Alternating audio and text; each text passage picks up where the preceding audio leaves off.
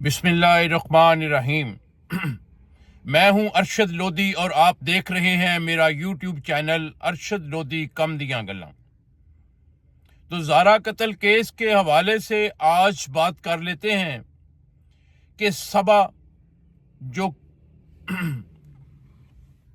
ज़ारा की ननंद है, कदीर की बहन है, और उसके बेटे कासिम को पुलिस ने क्यों रहा कर दिया, क्यों बरी कर दिया, क्यों इस केस से अलहदा कर दिया, इसकी क्या वजह सामने आई। और बात करेंगे कि सुगरा ने जेल से अपना पहला इंटरव्यू जो शाया किया है उसमें क्या क्या सच उसने उगले। आज इन सारी बातों पे पर्दा उठाने के लिए हम बात करेंगे, तो जुड़े रहिएगा हमारे चैनल के साथ। तो चलो चलते हैं असल हकायक की तरफ। वीडियो की जो बात है स्टार्ट करते हैं। तो दोस्तों, आज पुलिस की तरफ से सबा और उसके बेटे कासिम को इस केस से बिल्कुल बरी कर दिया गया। पुलिस ने क्लियर कर दिया उसे कि इनका केस के साथ कोई तअल्लुक नहीं है, ये बिल्कुल बरी हैं, इनका कोई जुर्म नहीं है, इनका कोई कसूर नहीं है, ये अब दोबारा शामिल तफ्तीश नहीं होंगे। बहुत बड़ी अचीवमेंट है, ये हैरानगी की बात है बल्कि कि ये वो सबा है कि जब शबीर इनके घर आया तो सबसे पहले शबीर की मुलाकात सबा से ही होती है। वो घर के सहन में बैठी होती है और बड़े सुकून से अपने बेटे के साथ बातें कर रही होती है। और शबीर ने ही आके सबा से पूछा था कि ज़ारा कहाँ है, तो सबा ने कहा मुझे क्या पता, कहते हैं सुबह से कहीं चली गई है। अब जब पुलिस ने इससे तफ्तीश की तो इसने बताया कि जी मुझे बिल्कुल मेरे इल्म में नहीं कि घर में कोई इस तरह का वाकया हुआ है या इन लोगों ने ज़ारा को कत्ल कर दिया है या उसकी लाश को ठिकाने लगा दिया है। मुझे तो इन्होंने फ़ोन करके बुलाया और मुझे बताया कि घर में कुछ मेहमान आ रहे हैं, इसलिए मेहरबानी है आप घर आएं, आप खाना अच्छा बना लेती हैं, आके खाना तैयार करें। तो मैं आई, मैंने खाना तैयार किया, घर की सफाई में भी मैंने इनका हाथ बटाया। बाकी मेरा कोई जुर्म नहीं है और मैं हल्फन कहती हूँ कि मुझे बिल्कुल इस बात का इल्म नहीं कि घर में कोई ऐसा वाकया हुआ या इन्होंने इस तरह का कोई जुल्म किया हो, मेरे इल्म में नहीं। इस बुना पर पुलिस ने सबा और उसके बेटे कासिम को इस केस से अलहदा कर दिया, उन्हें बरी कर दिया और क्लियर कर दिया कि इनका इस केस के साथ कोई तअल्लुक नहीं है। अब बात करते हैं सुगरा की, जिसने जेल में ये बताया है कि कत्ल की असल वजह जो है वो क्या है।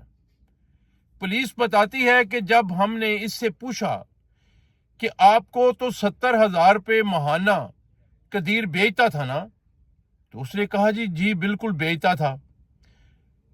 तो पूछा कि जब आपको 70,000 रुपये माहाना मिल जाते थे, जबकि आपका तो कोई खर्चा भी नहीं है, तो फिर आपने पैसों की बुना पर अपनी बहू, अपनी भांजी को क्यों कत्ल किया, क्यों उसके टुकड़े किए, क्या वजह थी।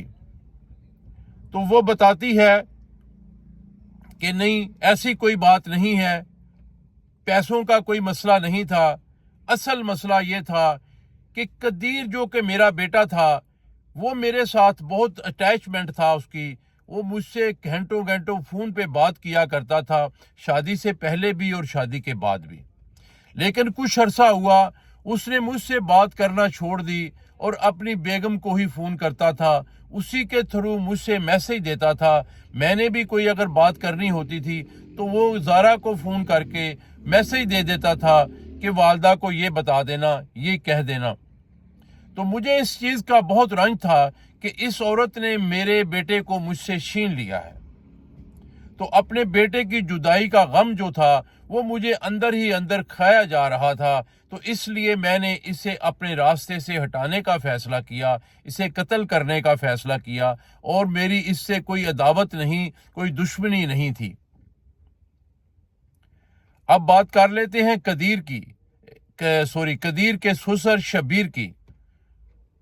तो शब्बीर ने इंतहा लोगों को इंटरव्यू दिए, चैनल्स को भी, यूट्यूबर्स को भी, और वो हर किसी को इंटरव्यू देने के लिए तैयार है।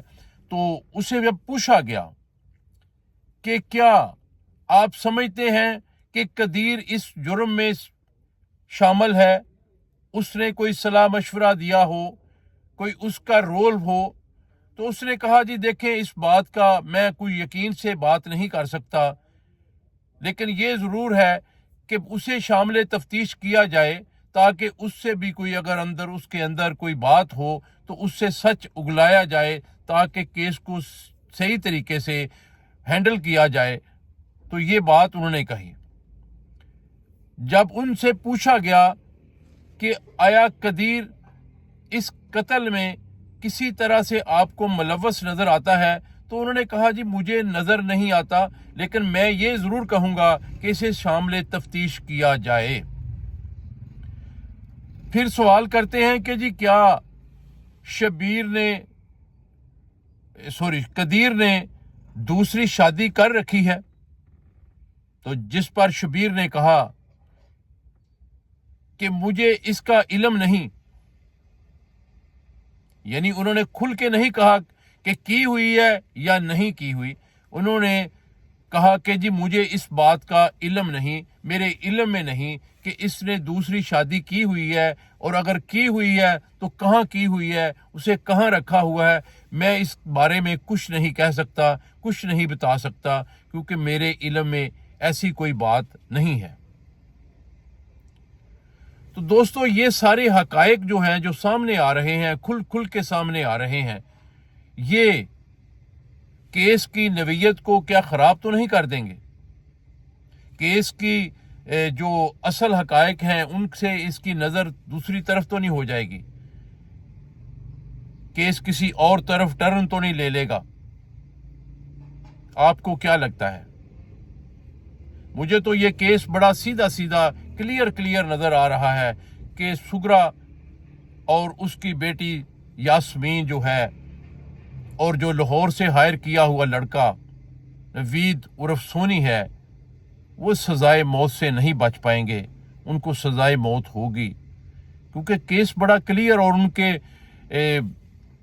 जो शवाहिद हैं वो सारे इकट्ठे हो चुके हैं, लाश बरामद हो चुकी है, आला कत्ल जो है वो बरामद कर लिया है, बल्कि यहाँ तक कि आला कत्ल कहाँ से खरीदा वहां तक भी रसाई पुलिस ने कर ली है। वो दुकानदार जो है जिससे इन्होंने छुरियां, कुल्हाड़ी और टोके वगैरह खरीदे, उसका भी पता चल गया। उसके बाद रास्ते में आके इन्होंने कहां से गोलगप्पे खाए वो भी पता चल गया। किस रक्शे पे बैठ के घर तक आई उसका भी पता चल गया। और वो ला के इन्होंने यास्मीन ने अपने घर में रखे, 2 दिन पहले ला के रख लिए थे, क्योंकि इनका प्लान था कि जब जरूरत पड़ेगी वो छुरियां और कुल्हाड़ियां लेके आ जाएंगे। और उसका वीडियो, सीसीटीवी कैमरा जो है उसका वीडियो भी सामने आ गया, जिसमें यास्मीन एक कपड़े में वो सारे छुरियां, चाकू, जो कुल्हाड़ी वगैरह है वो उसको समेटे हुए और ला रही है।